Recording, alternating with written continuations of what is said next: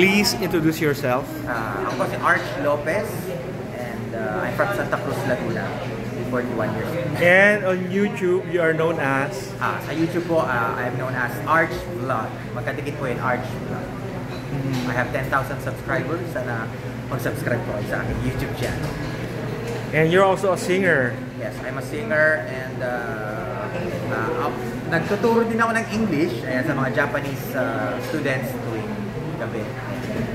So ikaw pala yung hero sa Boses at Aral eh. Ay, hindi ko po masasabi yung hero ko sa Boses at Aral kasi tulong-tulong po kami lahat dito. And, based on this story, ikaw eh.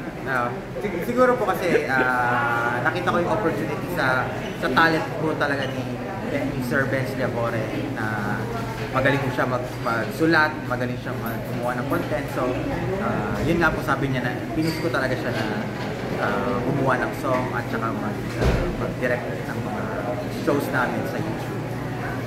Kanina kasi, during the press con, yung patapos na, pinakanta sa'yo yung buo, yung song. Pero besides that, meron pa bang ibang song? Yes, mayroon pa po. Lima pa po yung nasa Spotify na po ng mga kanta ko. Sample?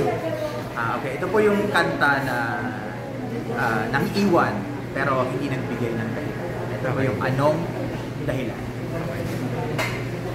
O kay sakit nang makita ka, kapiling mo iba. O kay hapisa puso ko'y kayakap mo ay siya. San ba nagkulang? Ba't mo ko iniwan? Nagsusumamo. Ano bang naging